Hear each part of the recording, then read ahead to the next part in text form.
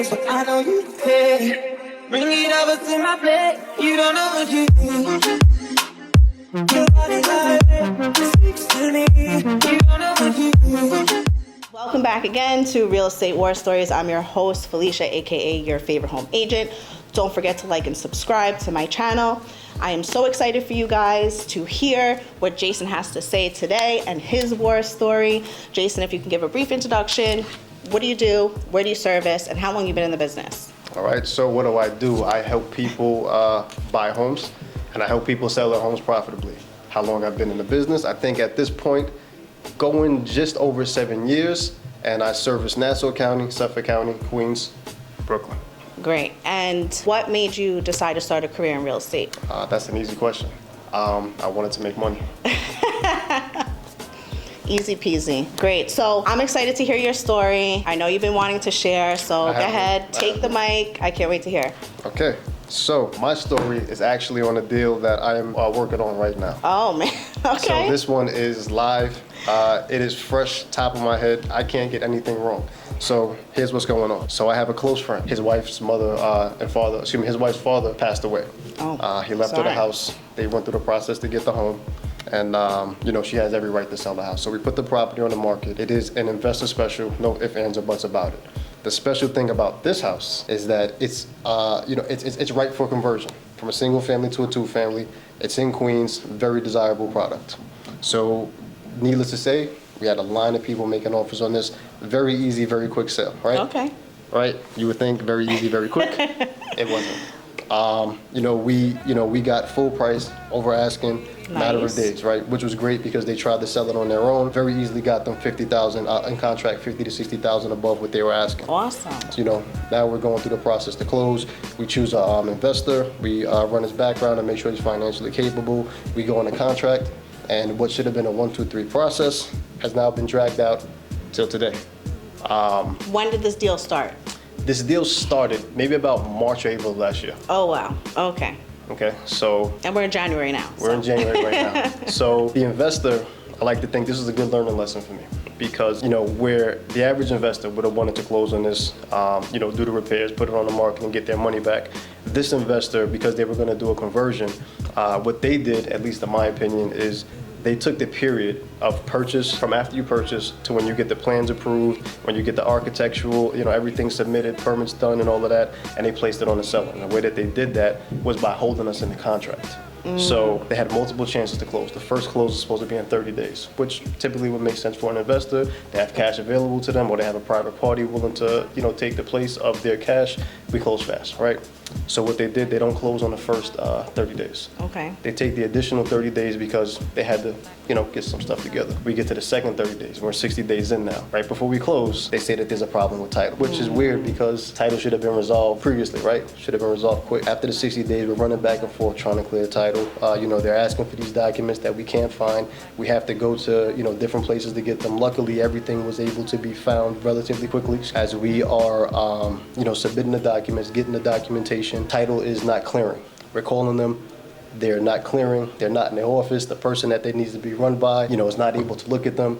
And it wasn't until we learned later that that title company was owned by none other than the buyer's attorney. So they're trying to delay us now at this point. By the way, I know a good title company, and it's actually the owner of this studio, so if you need one. Well, if you want to plug them in, go right on ahead. I don't mind plugging anybody in. It's not my show. I can't plug anybody in. It's okay. Okay, no problem. So that took us to like about another 2.5 to 3 months. When we get the title clear now, there's no more way that they can back out of it. We're going to closing. We set the date. And what happens on that date? What do you think happens? What do you think happens? What do you think happens? Answer in the comments section. No, I'm going to tell you what happens. One of the buyers, his mother-in-law gets terminally ill with cancer. She's in the hospital. She's going to pass away. Oh, right? my God. So he has to fly down to go and see her. What can we do? We're not insensitive. Nobody's insensitive. God, Things happen. He comes back up another 30 days from now. We try to go to closing again. His mother, once again, is having complications with cancer, coincidentally, right before the closing. All right, we're a little suspicious, but we're not insensitive. Now, we have another 30 days that we're not closing, right? Note that it doesn't take So this is like months going to into go. 3 months now. We're past 3 months. Okay. We're at about 7, 8 at this point, maybe 6, you know, if I calculate it right. 5th time we're trying to go to closing. They hit us with a concession, something that they wanted some money for that they didn't expect us to apply for. So they said to us that they needed us to answer immediately before the same gentleman who's going back down to see his mother-in-law for cancer, that we need to give an answer immediately. So they tried to come with a ridiculous number, but my clients agreed to it because they just wanted their money to go. So he was getting on the airplane. 5 minutes later, we called him back, we agreed to it. He's already on a plane, they can't get in touch, he can't attend the closing. So what do? We give them back their down payment, we shut down the closing, and we continue to market the property. So I'm marketing the property, same exact thing. I had to fight this time because the market has changed, but I still got them $50,000 over what they originally wanted. We're in contract right now, everything is going smoothly. And what happens? These guys come up again. God. They put a lien on the house. So right now, we are fighting with them to get the lien. And as we are reaching out to the attorney to lift the lien or find out what they want to do so we can get this done, the attorney doesn't answer. And do you know how long it's been? How long? How long? I've said it about 7 times already. What, 8, 9 months? It's been an additional month. Okay, so From at when we this, found out. oh my God, that's crazy. It is crazy. So but this it's is part of where the you're game. at right now. This is where we're at right now. And this is like a good story because a lot of people think that this is like selling sunset, this business, and it's all glam and, you know, taking pictures and going out to lunches and networking events, but this is like the real nitty gritty of the business. So Correct. That's a great story. Is there any other stories that you want to share? That I want to share? I mean, No pressure, that are like but- kid friendly and, you know, not, you know, giving away too much stuff.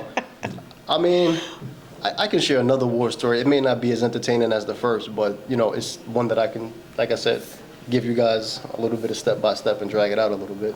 You're good with that? Listen, this is Are you your good with stage. that? All right, I got a thumbs up from him. All right, just making sure.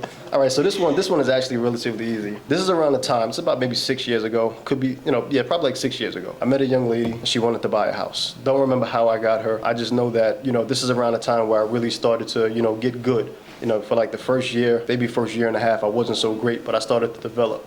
And she was looking to buy a home. So, you know, I signed a contract with her to be her agent, and we're out here looking for homes. Today, this person who was absolutely a nightmare to work with is actually one of my A++ clients. She refers me business all the time. She absolutely loves me. You know, she told me when I wished her Happy New Year's that during that time, I guess she had to get it off her chest. She told me that she was going through a lot. She was dealing with a boyfriend who had mistreated her, and she was taking it out on me. I swear to God. Listen, I can't say her name, but yeah, I'm talking about you. This is the one where, you know, we're going back and forth. We're looking at houses. She's not getting anything. She's getting mad at me. She keeps testing me. She'll call me at like 1 in the morning to see if I'm awake working on her file, which I'm not awake. You work overnight. I sleep at night. Did you ever answer? I answered at every those single times? time. Oh, wow. Every single Going time. out the way for your clients, so it shows. Going out the way. So let's just skip to the point where we got her in the contract. So now we get her in the contract, and on the house, you know, we had complications as well. So we had problems with the title, which we had to have the other side resolved, and that took some time. Oh, quick background: she was actually getting kicked out of her rental, so you know she needed to move this along. Oh, and she was having baby daddy problems as well. So Oh, wow. all of that was being taken out of me. Okay. So, you know, we had to clear the title.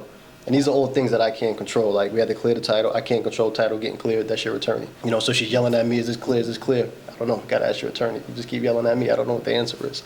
We clear the title. Now, you know, she has to get through a process in the mortgage. Something came up on her side, which the lender, who was he was relatively new at the time. The company was relatively new, but the gentleman who owned the company, very reputable person. So much so that I still hear his name to this day. You know, they had to clear this, whatever issue it was, and get everything moving forward, which they did a phenomenal job at. But for her, she doesn't understand that between, you know, different milestones in the process, there's a certain amount of time that will elapse, you know, to get things approved, right? So she's yelling at me every single day, and I don't know better. So I'm calling them every single day, not knowing how to control her rage or, you know, accept, you know, that they're doing a good job. Because I'm kind of like, I don't know how to understand them because she's yelling at me. I'm just trying to make her happy, and he's trying to help me, and he can't give me updates. But long story short, we closed that deal, and, you know, she was still yelling at me, but she's, you know, one of my best clients right now, past clients as well. So we See fast how forward. that happens? Oh, watch this. We fast forward. I was yelling and being a little short with the lender, right? So once again, I prospect a lot. and I get one of his clients who absolutely loves and adores me. I found out who he is, I reached out to him, and I never heard back from that client ever again. So she essentially wow. ghosted me because he probably told her, like, yeah, that guy, real piece of yeah, I said that. Wow. That's just my war story for that one. No, that's great. That's great because it really showed that your patience was a virtue in that story, and going out of the way and going the extra mile for your clients and stuff. And it shows in your work. You know, I see you out there doing your thing. Appreciate you. So I'm happy that you were able to come on and share. Thank you so much for sharing. If our followers, listeners, want to reach you on social media, if you want to go ahead and drop your socials. Yes, it's _ Jason Jenkins Real Estate. We'll just leave it at Instagram for now. Okay. Well, Jason, thank you so much for sharing. Guys, thank you so much for listening. Do not forget to like and subscribe if you want to hear more real estate stories. Again, I'm your host, Felicia, aka your favorite home agent, and I will see you on the next one.